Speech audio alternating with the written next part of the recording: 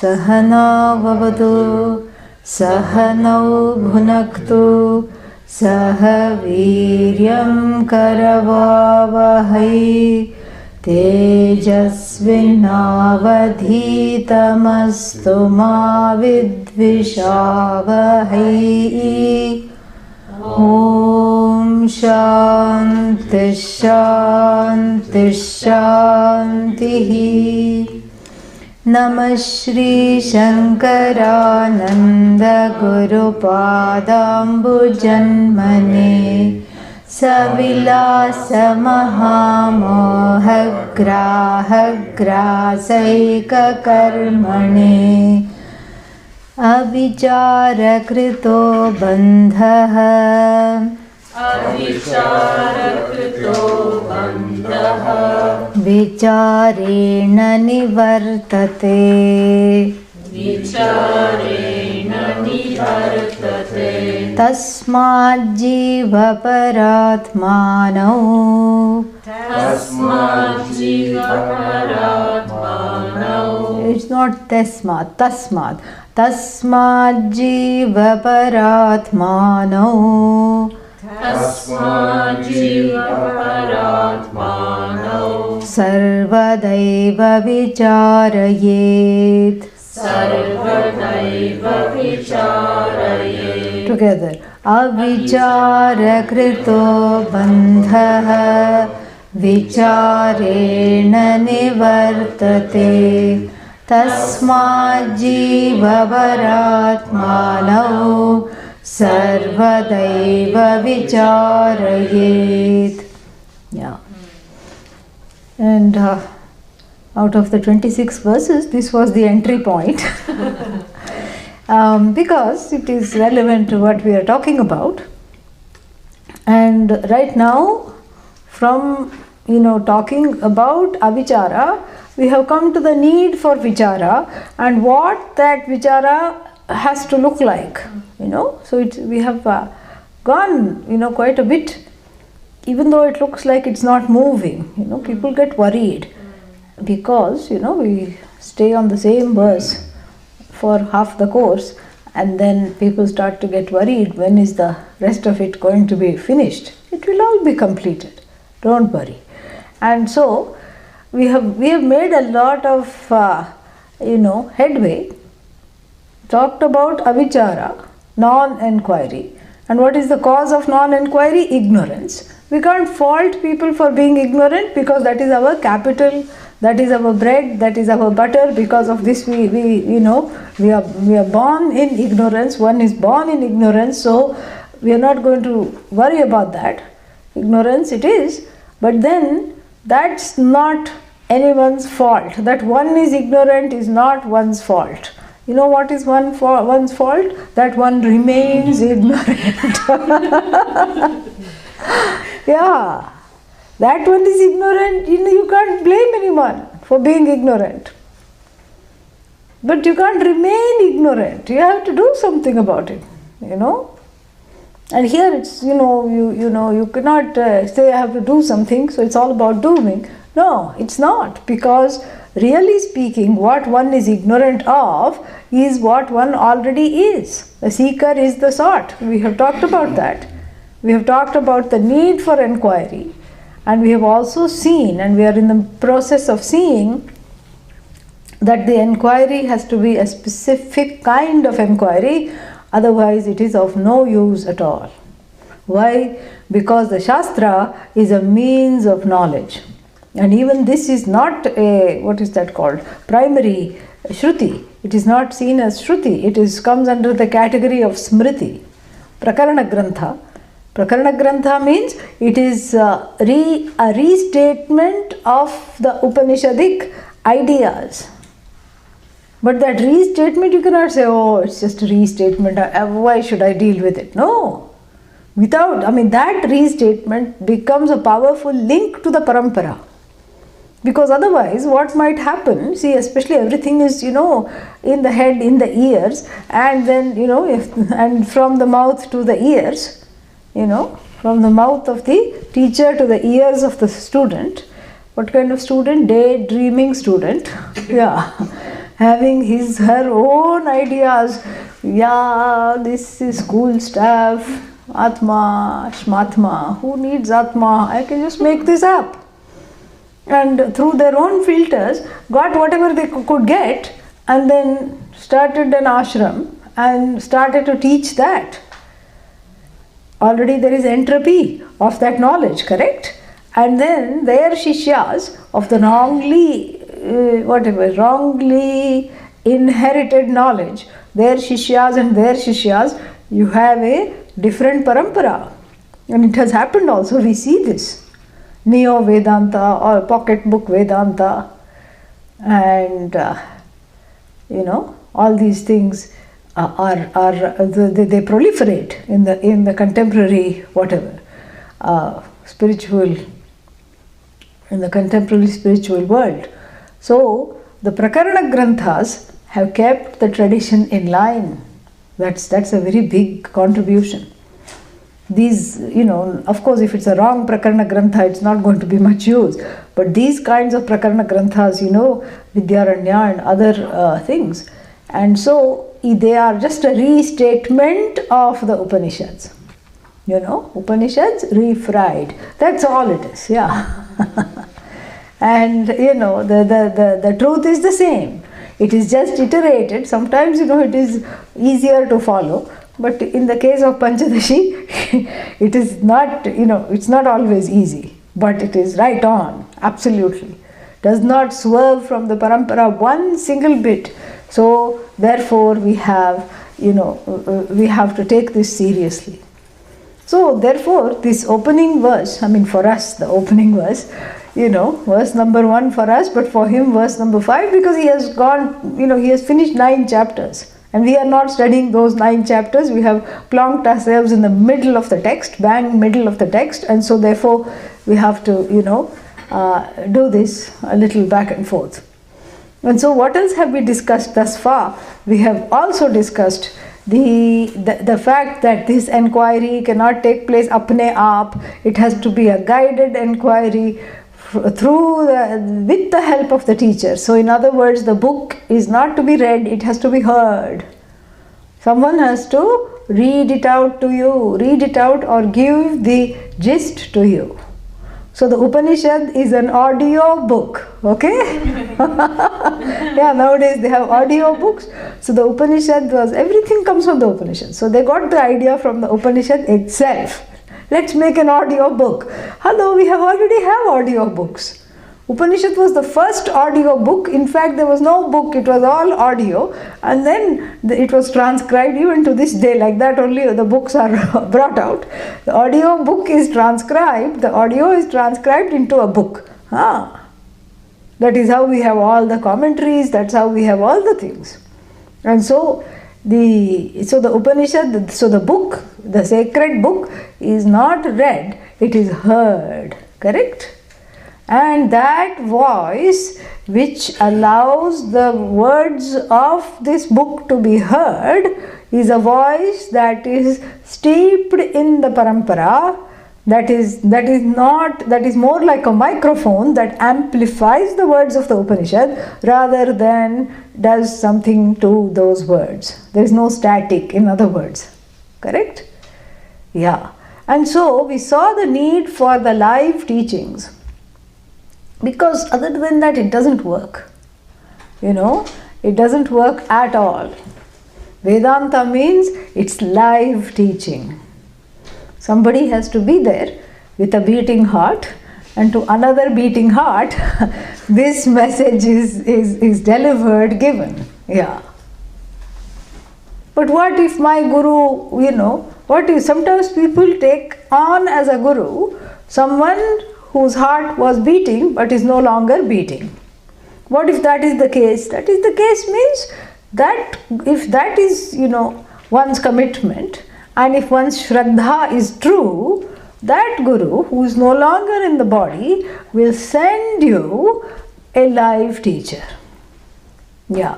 But at that time one has to be aware and alert and be able to receive what has been given. Yeah. So if your Shraddha is there for the knowledge, for the teacher, So the teacher who is no longer in the body, even though you have taken that person as a teacher, will out of their compassion bless you with an opportunity to study live. Because that's how it is. From one beating heart to another beating heart. The live coals, the embers of the knowledge are disseminated, communicated. Why? Because it's a means of knowledge. We have been seeing, it is called Shabda Pramana. So up till here, you are with me, right? Yeah. So this much we have seen. We have seen all the means of knowledge at one's disposal. And we have also seen the limitations of those means of knowledges. What are they? Because all the means of knowledge only are able to objectify that which is away from me. That which is a drishya vastu. Drishya vastu means it's an object. The means of knowledge I operate cannot objectify that which need not be objectified, the subject itself. So we talked about that, and we also talked about how, because this means of knowledge called Shabda Pramana comes from outside, one is frightened, one is afraid, and one runs away from it. But one has to allow oneself to be anesthetized. We talked about that also, correct? Yeah, because that is very, very important. Anesthetized means what? So that the operation remove ignorance can take place. Yeah. So along with the ignorance, it's broods, So when, like I told you, sometimes when they go in for any kind of stomach surgery, they'll say, we took out the appendix for free, So like this. So the means of knowledge goes in and ferrets out, all the wrong thinking, and all the kinds of thinking, whether it's in the appendix or in the beginning or in the introduction or it's in the body of the, the body of the thinking, doesn't matter. So therefore, the adhikari means what? The person who is qualified for this teaching has to be, the main qualification is to be in a teachable situation. That is very, very, very, very, very, very, very, very, very, very, very, very, very, very, very, very, very, very, very, very important. Because when you are no longer teachable, then, even Brahmaji can come and sit, and say, teach Mundaka Upanishad, and so many other Upanishads that he is, he features in. And so many things can happen. And this is something we have to see, that the teachability is kept right in front. And how do I make myself teachable? And through anesthesia. But here the anesthesia can be administered. It's like a mass anesthesia in the teaching situation. Now people are going to log out as soon as I say that. They are going to say, what have we signed up for? What is going on here? So in the teaching situation itself, anesthesia means what? Suspending the contrary notions. I am not good enough. I am an idiot. I have so much to accomplish and nothing is happening. And the same thing after studying Vedanta also, the same thoughts come. I am studying Vedanta but nothing has happened. I am business as usual. I am the same as usual. When is it going to change? Katham aham shanti meshyami. When will I get everlasting peace? This is what, these are the thoughts, these are the kinds of mental vrittis that get a little respite in the Vedanta class.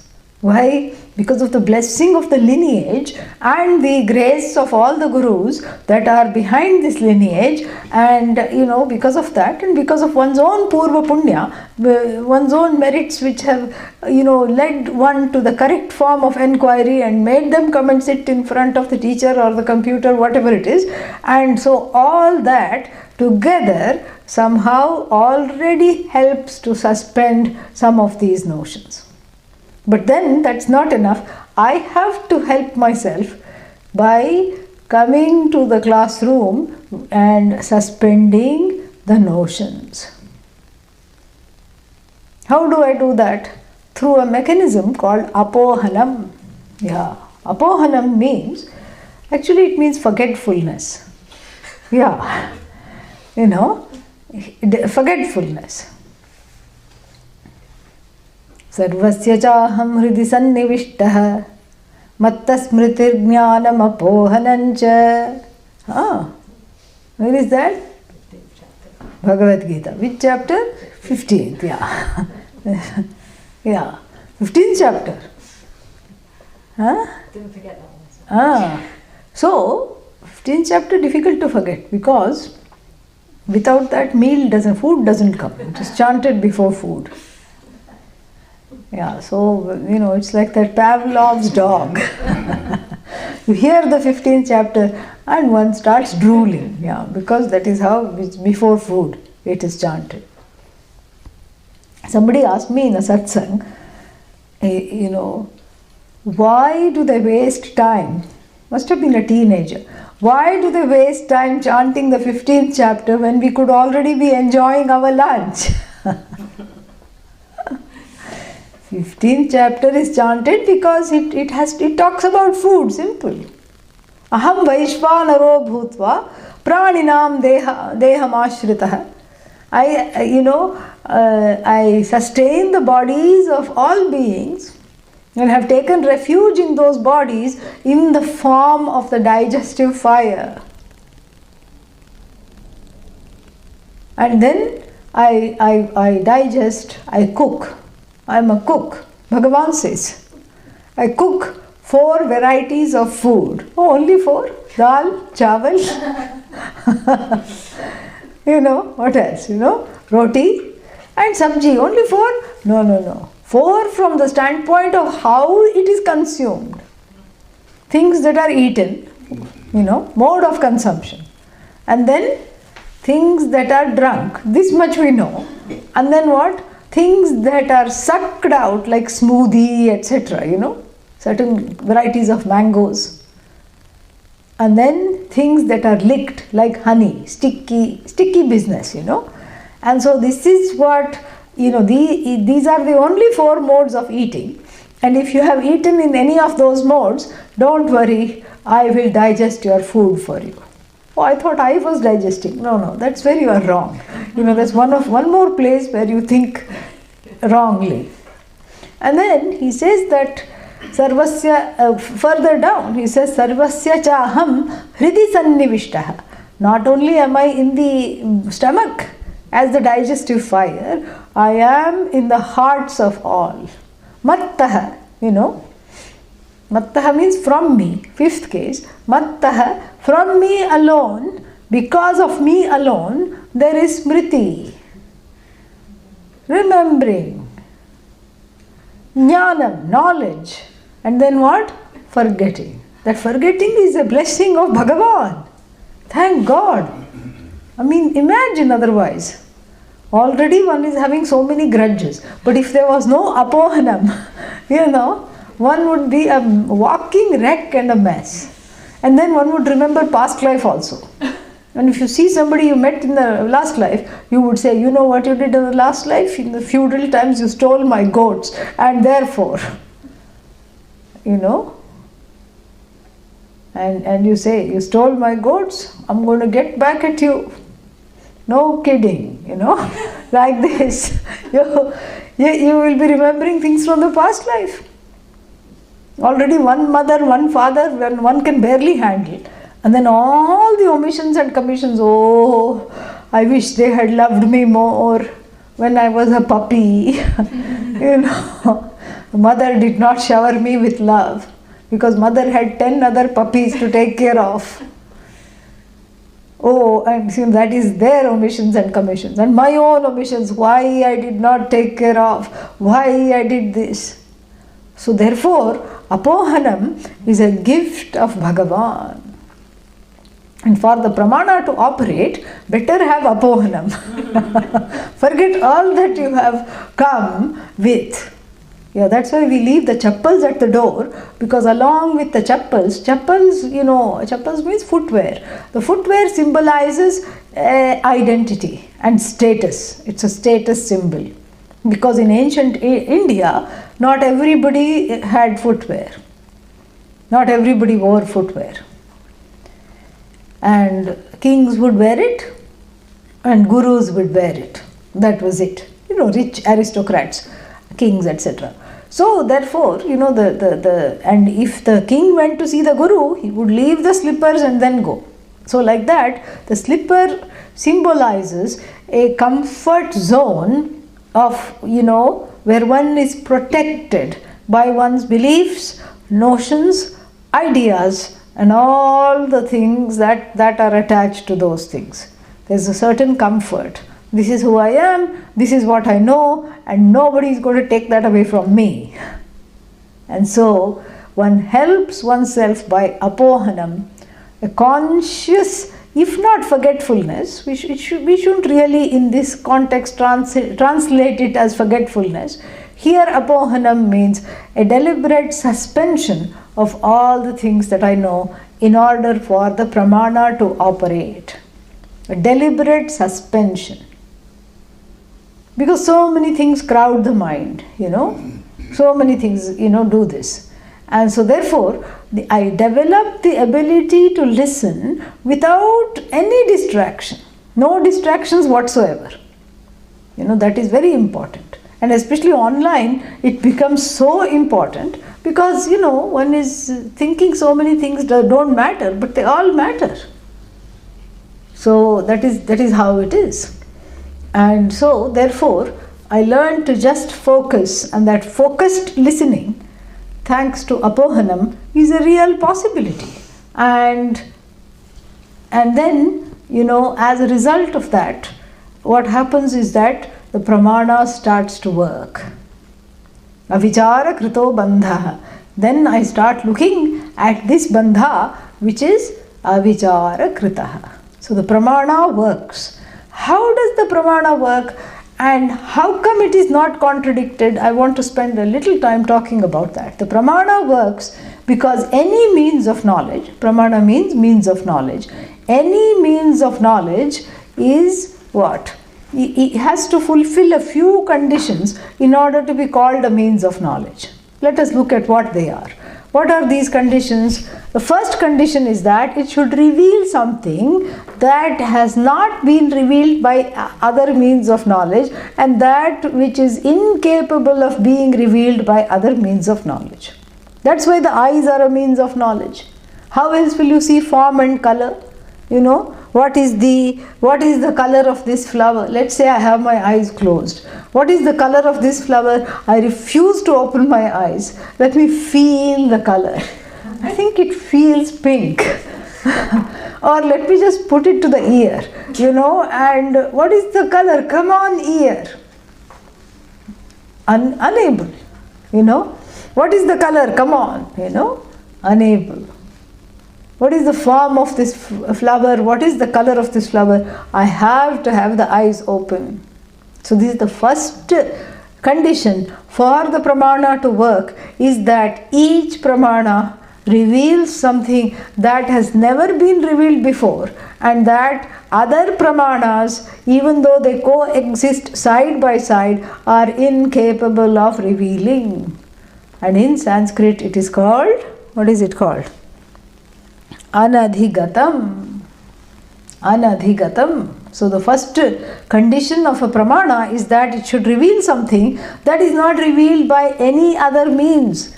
Sight, mula pramana, inference, nothing.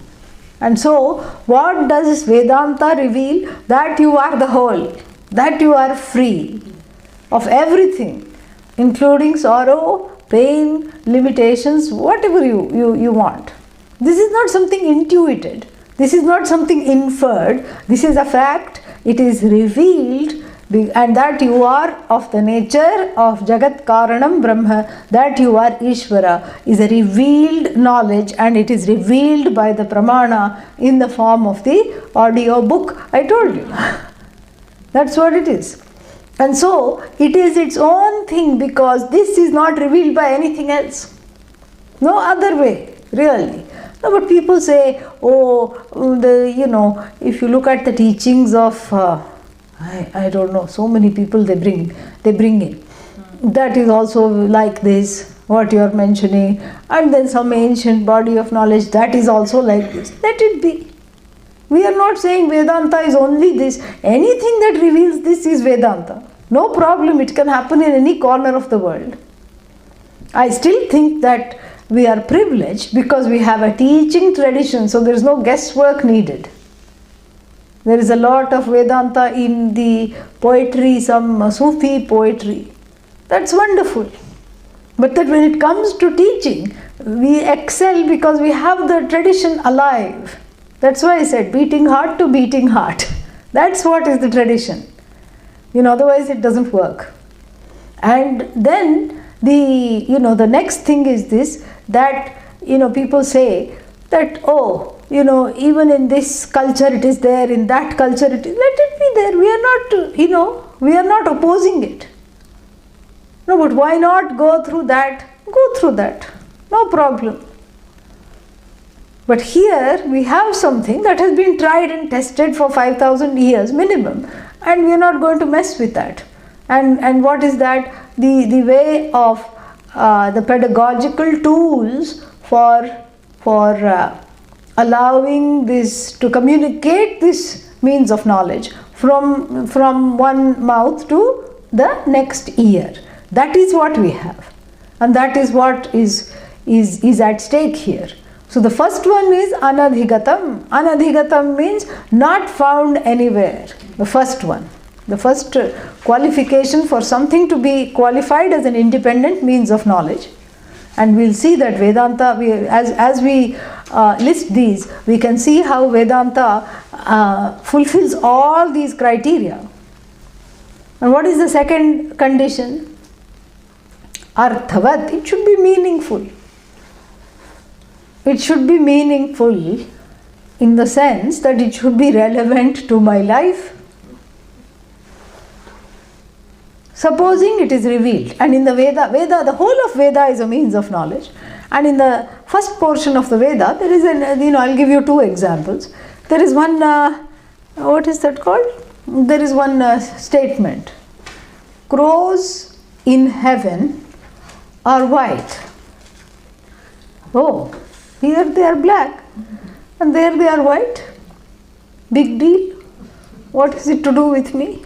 Not only are they white, they have teeth. Toothy crows. So, are you better off knowing this? That is one example. Or is your life is going as usual, business as usual, correct? Yeah, who cares? And then the second, example is that when you have a fire ritual in your house, or when you host a fire ritual, do not give silver as a gift, because whoever comes in India, we give gifts all the time to everyone. Anyone who just even passes by the front door, you stop them and hand them a gift. That's the culture. It's a culture of giving. So in a what is that? In a fire ritual, you have to do danam, annadana, food is given, whatever is given, things are given away. And so it says barhishi, means in the fire ritual, barhishi rajatam nadeyam. So in the fire ritual, don't give, silver. What's the big deal? Why should it apply to me? And here it is do's and don'ts, and it's a pramana, so means of knowledge. Why should I care? For that, of course, we have to go to another things. Agni cried. Agnihi arodit. Fire, cried. When you cry, it is saline solution, correct? But when fire cries, fire is Devata, right? Silver drops come. And so therefore, whoever gives silver in a, what's its name, in a fire ritual will have cause to keep crying for a whole year. That's why don't give silver. You see, when you look at it together, it makes sense. But if you look at it separately, who cares? Agni cried, big deal. Maybe he was having a bad day. And it's very difficult when Agni cries. You can't even offer a hanky because hanky will burn up. How do you console Agni? Big deal. You just say, okay, cheer up. So, but then when you put the two pieces together, then you see the connection of this belief, which you have no way of refuting. Can you go to Agni and say, did you cry? It's a non-verifiable belief. Meaning, it's beyond reason. And it is beyond reason. The reason means inference. Here it is beyond logic, beyond inference. And same thing, crows in heaven are white and they have small, nice, pearly teeth. You can say whatever you want. How are you going to refute this? No, I don't believe that. See, whether you believe that or not, it's still a belief, correct? If you say, I don't believe that crows in heaven are white, is that a belief or not? It's a belief. If you say, I believe, that's also belief, because regardless, you cannot either affirm it or refute it. You cannot hire somebody and then send them to heaven and then say, I'm waiting for you. Come back and count the teeth of the crows and give me a list of how many teeth they really have, if they have teeth. You can't do that. And so that's why it becomes a pramana. But here what is that? Crows have teeth is only useful. I told you it has to be meaningful. It's meaningful to who? Heaven goers. So that they can bachao themselves, save themselves from these 2D things. Correct? So if you are interested in heaven, this becomes very relevant. The person studying Vedanta is not interested in heaven. Because having gone there, what? Many happy returns. You come back. Kshine punya martyalokam vishanti. So once the punya which took you to heaven, what happens to it? It evaporates. Then what happens? Back. Yes. Big bang. That is you. Only coming back. That's all it is, So, that's why all the newborn babies cry, I suppose. Where I was, what am I doing here? Who knows, So therefore, this whole thing has to be seen, properly for what it is. And, so the Vedantin is not interested in heaven. So therefore, that portion of the Veda, the first portion of the Veda, which is also a pramana, because everything is together, which is also a means of knowledge, it is also Shabda pramana, has no relevance. Why? Because I have turned away from that.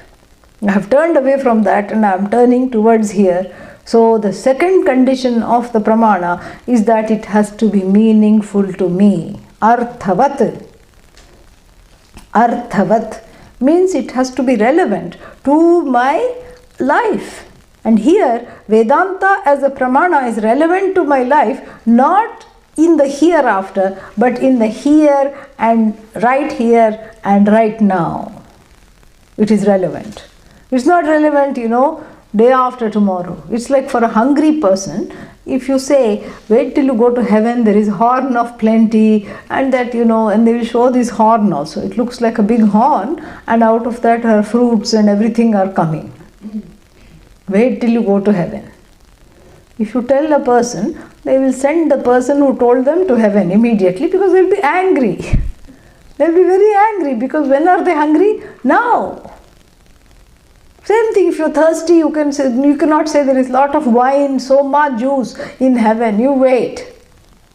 Because this is an immediate want.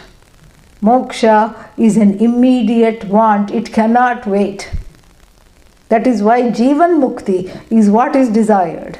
If you tell somebody wait till you go to heaven, how long will they wait?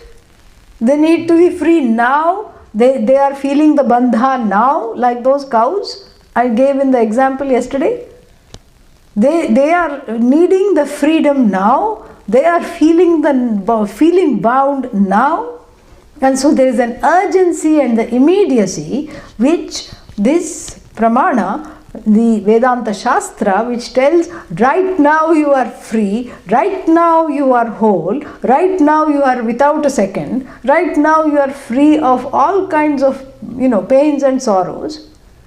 So therefore it fulfills the second condition. What is that? Arthavat. Anadhigatam Arthavat. And then what? The third condition is that it should not be, it should give some kind of phala. What is phala? It should bear results. Otherwise, who will operate a pramana if it doesn't bear results? Open your eyes, but you don't see anything. Why will anybody bother to open their eyes? So it should, that is the last one is called phalavat. Anadhigata arthavat phalabodhakam. Or anadhigata arthabodhakam and phalavat, same thing. So it should be phalavat, means it should have something, as a result. And that result should be arthavat, relevant to me, desirable to me.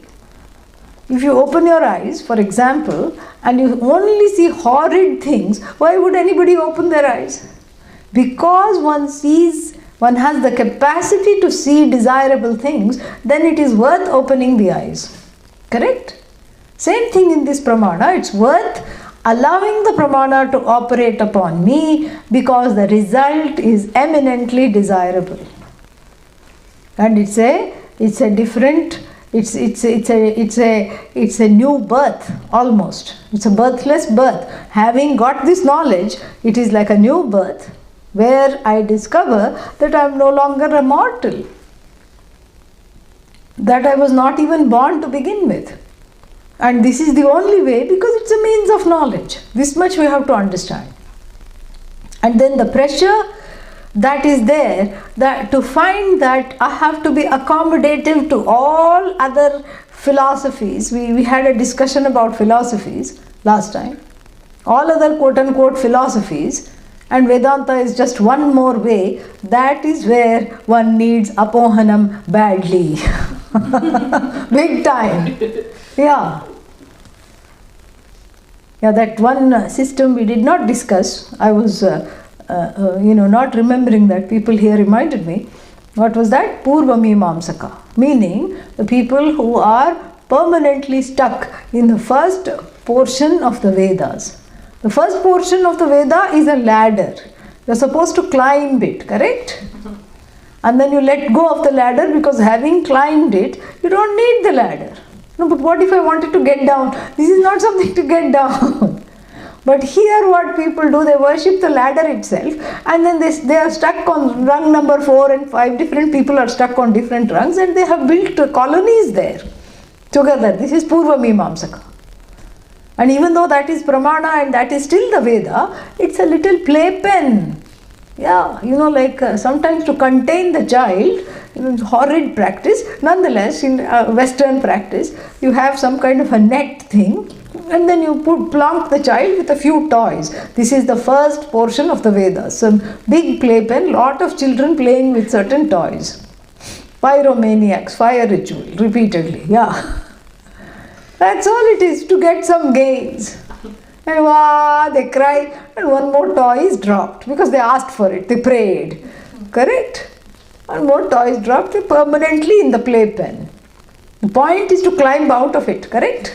If you are permanently in the playpen, then what happens? Avichara krito bandha. And suddenly you say, let me out. Let me out. So you cannot make, this is a means to an end.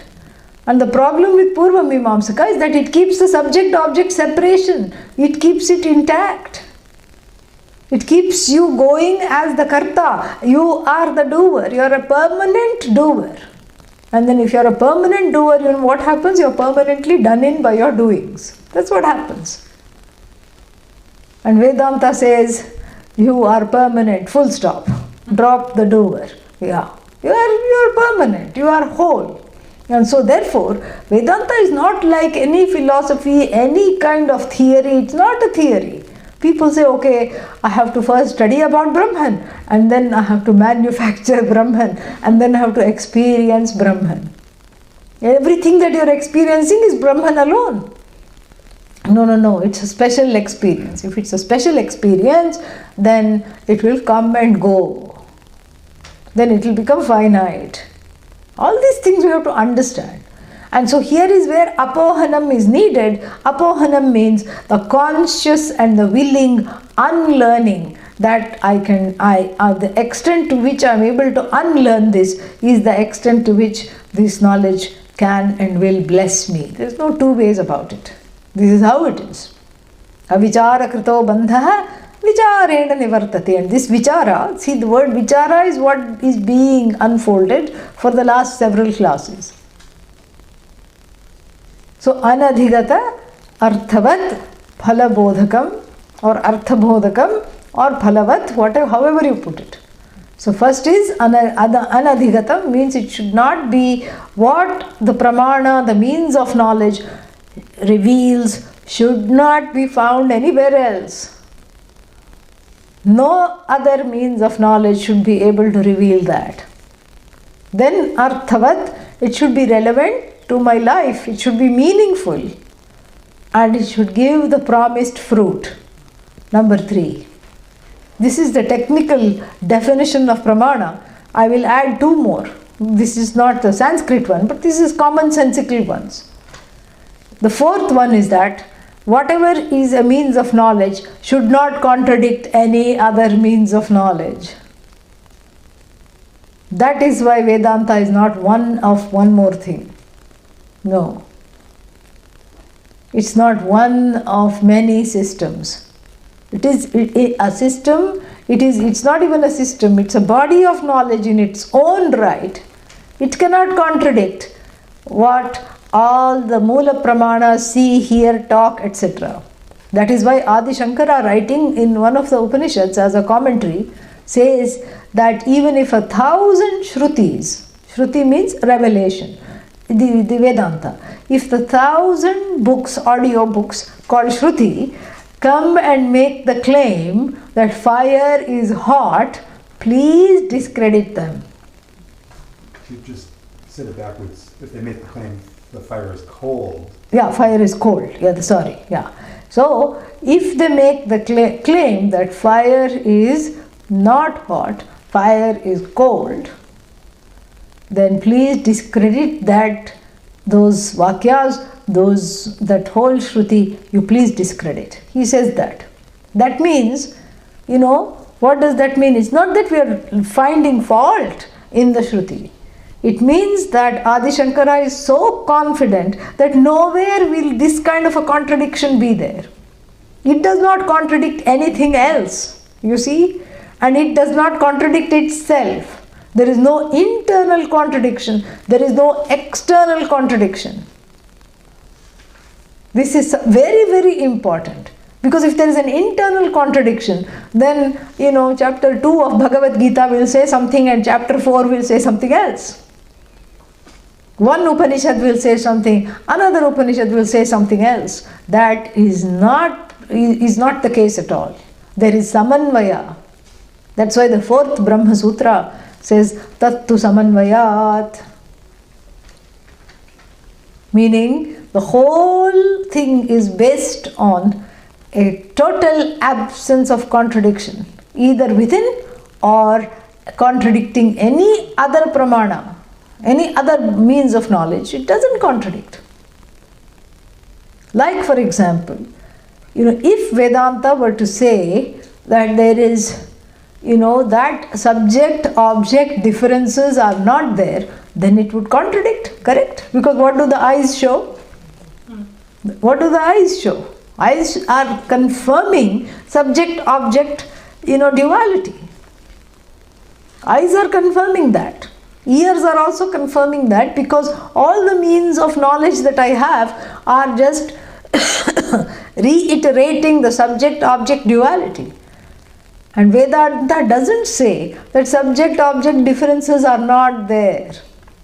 What does it say? It says that the subject-object differences do not matter, and here is why.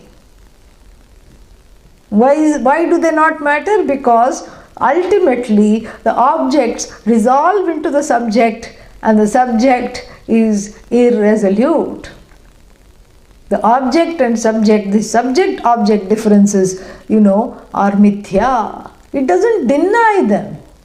It helps one to transcend them. You see, that's the difference. It's not contradicting what you see. It is offering a vantage point which is not available to one. Stuck in the apparent reality of subject-object differences, the pramana is not denying the differences. It's offering a vantage point from which you can transcend those differences. So that's the beauty of it. So what was the fourth criteria? Cannot contradict other means of knowledge, cannot contradict itself. Okay? And finally, the fifth and very important, the last criteria, is that a pramana has to be, it does not operate on your will. And in Sanskrit, it is talked about as follows: Vastu tantram jnanam natu kartru tantram. Tantram dependent on, kartru tantram dependent on the doer, karta. Vastu tantram dependent on the object. The means of knowledge is not dependent upon the operator. Supposing I say, what a lovely mango. Look at this wonderful off-season mango revolving in the palm of my hand. Nice mango, right? Who wants? What will you say? Till now she was okay. Yeah, something has happened. Somewhere something happened. Maybe something she ate. So many theories will abound. Why? Even if you have so much shraddha, you have done conscious apohanam. Okay, I am doing apohanam right now. Mango, become a mango. Mango, mango. Doesn't happen. Only the reasoning goes. Mango doesn't, mango, it cannot become a mango because it is very evident it's a flower. It's a flower, it cannot become a mango. So you cannot make it into something it is not. Why? Because the knowledge, the means of knowledge is as true as the object, not how I feel about it. It has nothing to do with my will. Nothing at all. So even if I have a lot of shraddha and I pray, make this a mango, because I don't want the Guru to be wrong. Oh Lord, please make this a mango.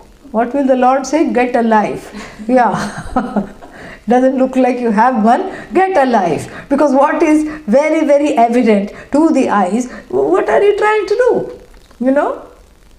So therefore, knowledge is not, the means of knowledge here is not based on, and neither is knowledge based on will, nor the means of knowledge based on will.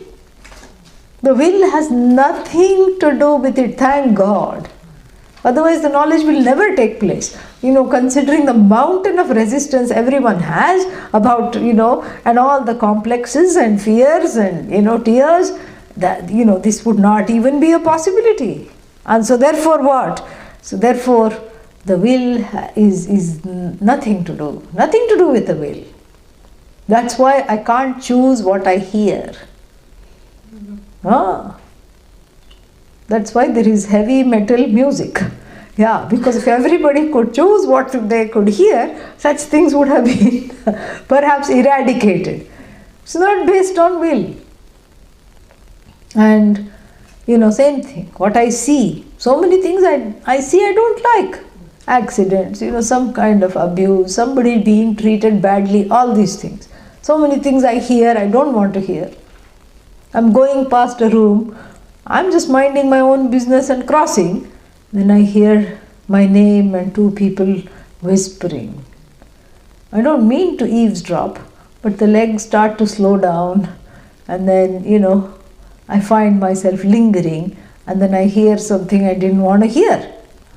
That's how it is.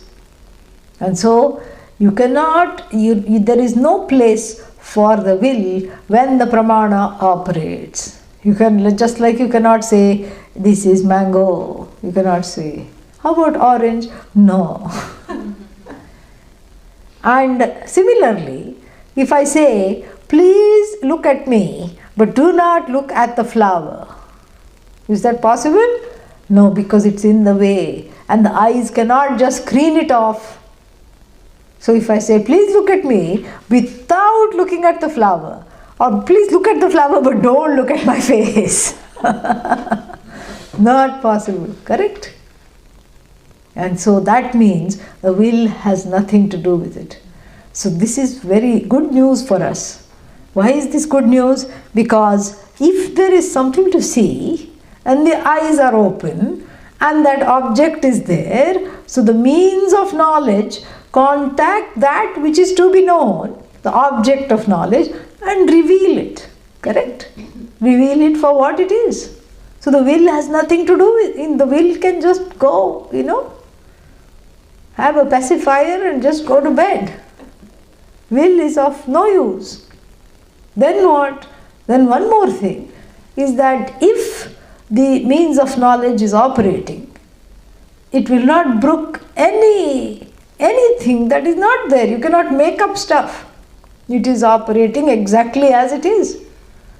You cannot will to see. Hearing takes place. You cannot will to hear. And similarly, you cannot will for the Vedanta to not work. You cannot even will for it to work, except as a prayer. May it work. Bhadran karne vishriniyama devaha. That's different. You cannot, there is no will here. No, I had to really decide whether to take this 1 month course or not. You may say there is no will. Every time to attend class I am using the will. Huh? That goes away. Yeah. It's as though will, really. It's as though will. It's not really will. Little bit. Purushartha. Purushartha is needed for moksha. So coming to class, deciding to log on, all this is Purushartha. But then after that, once you have put yourself in a learning situation, then Vastu Tantram Jnanam. Vastu Tantram means what?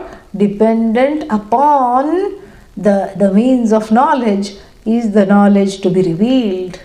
It is not dependent upon the knower, it's dependent upon the means of knowledge and the object. When the means of knowledge contacts the object, it reveals it. It is based on the object, not based on the person's will. But then what happens if the object to be revealed is the subject? What to do now? Does the subject require to be revealed? No. Oh, now I am confused. Because I thought Vedanta reveals everything and Vedanta reveals the subject. Vedanta doesn't reveal Atma? No. So I was thinking wrong? Yes. Why? That I don't know. That you have to tell me. That you have to tell me why you were thinking wrongly. Correct?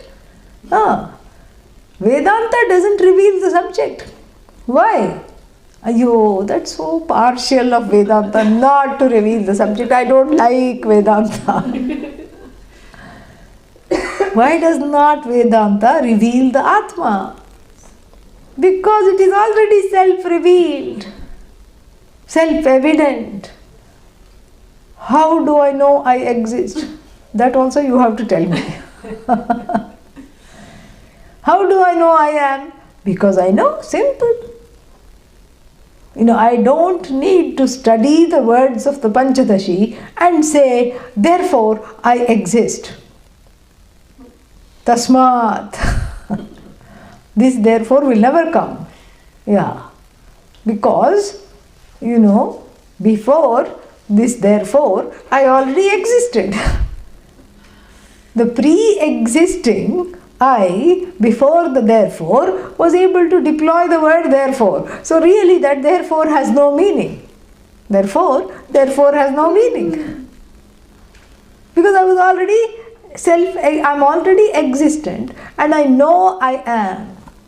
Oh, then we should close the book. What's the use of this book? If it doesn't tell me, that if it doesn't reveal the Atma, then what use is Vedanta? Vedanta reveals the nature of the Atma, not its existence. Yeah, this is a very important distinction.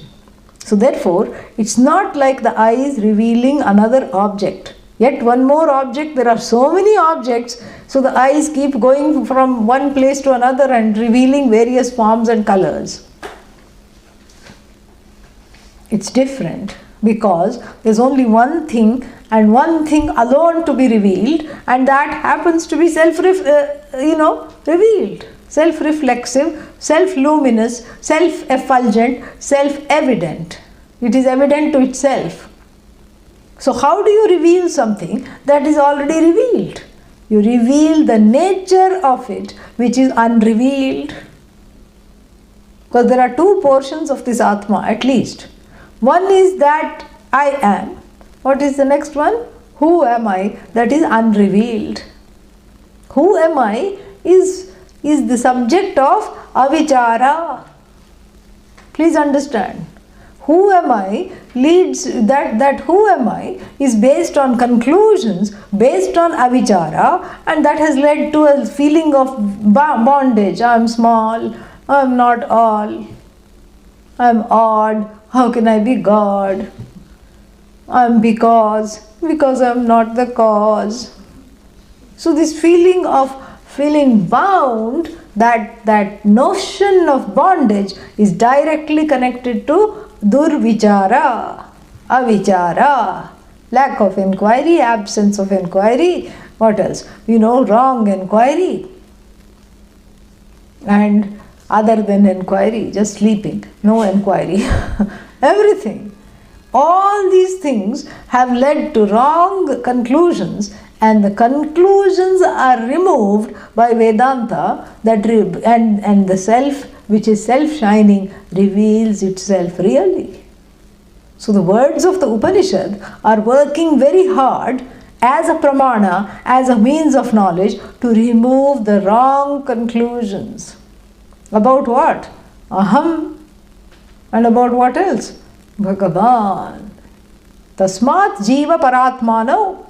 So this Jiva and this Paratma, Sarvada means at all times, in sleep, waking, dream, in all states, Vicharayet. Please do enquiry. Please do enquiry, and then, then only you will have something. When you do this enquiry, something will come. And then what will come? When I do this enquiry, kya hoga? What will happen when I do this enquiry? What will be the result? That is given in the first verse. Let us see the result. First verse not for us, for everyone else, yeah. Paramatma Dvayananda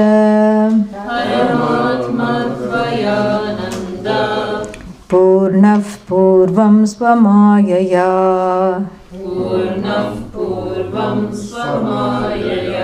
Swayameva Jagat Bhutva प्राविशज्जीवरूपतः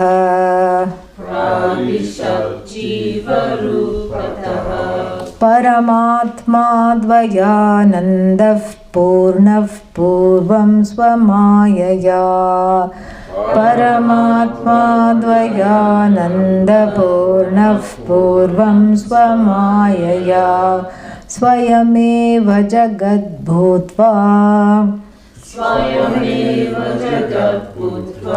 प्राविशज्जीवरूपतः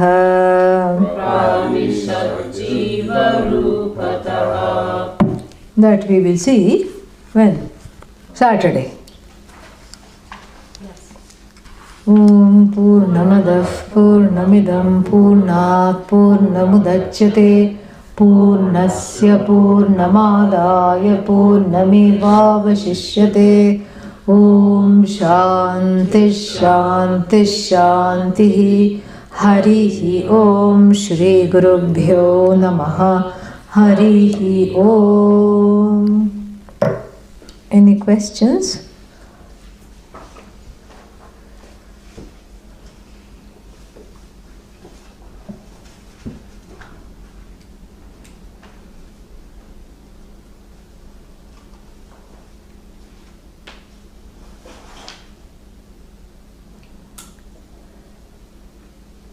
Need tremendous patience. Yes. Doesn't everyone?